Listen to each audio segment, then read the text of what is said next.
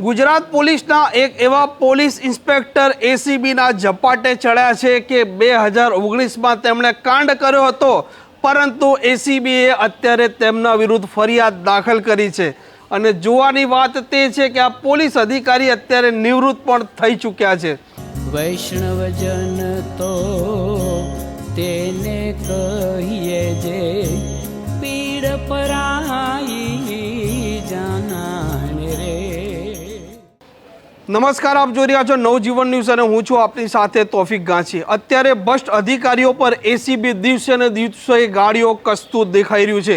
એસીબીના વડા છે ડોક્ટર શમશેર સિંહ આ ભ્રષ્ટ અધિકારીઓના વિરુદ્ધ કાર્યવાહી કરતા દેખાઈ રહ્યા છે। રાજકોટ જે ટીઆરપી કાંડ થયો હતો તેમાં પણ આ મહાનગરપાલિકાના ભ્રષ્ટ અધિકારીઓના વિરુદ્ધ પણ ગુના દાખલ થયા છે। આ ઘટનાની વાત કરીએ તો વડોદરાના માંજલપુર પોલીસ સ્ટેશનમાં તત્કાલીન પોલીસ ઇન્સ્પેક્ટર હતા ઝહુર હુસૈન સિંધી। આ ભ્રષ્ટ પોલીસ ઇન્સ્પેક્ટરે તેમના તાબામાં રહેલી 2 ગાડીઓ જે પોલીસ સ્ટેશનમાં પડી હતી તેને છોડવા માટે 30,000 રૂપિયાની માંગણી કરી હતી। આ સ્વિફ્ટ અને જાયલો કાર છે તેના માલિકે બીજા એક અન્ય મિત્રને ગાડી ભાડે ફેરવવા આપી હતી અને તે મિત્રએ આ ગાડી ગીરવે મૂકી દીધી હતી। તેઓ ગાડી પરત મેળવવા માટે પોલીસ સ્ટેશનમાં અરજી કરે છે અને આ બંને ગાડીઓ લક્ષ્મીપુરા પોલીસ સ્ટેશનમાં પકડાયેલી હતી અને ત્યારબાદ માંજલપુર પોલીસ સ્ટેશનમાં આવે છે। આ માંજલપુર પોલીસ સ્ટેશનના તત્કાલીન પોલીસ ઇન્સ્પેક્ટર ઝહુર હુસૈન સિંધી હતા જે વર્ષ 2019માં હતા।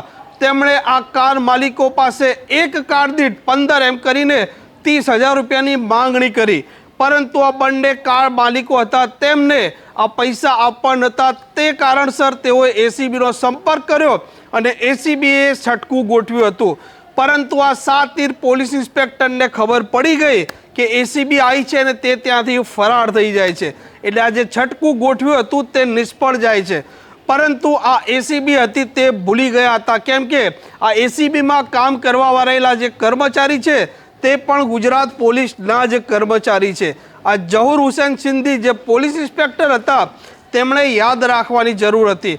અત્યારે એફએસએલ રિપોર્ટના આધારે જે તેમણે લાંચ માંગી હતી તે પુરવાર થયું છે અને આ ઝહુર હુસૈન સિંધી પોલીસ ઇન્સ્પેક્ટર અત્યારે નિવૃત્ત છે અને આજે 7/6/2024ના દિવસે તેમના વિરુદ્ધ ગુનો દાખલ થયો છે।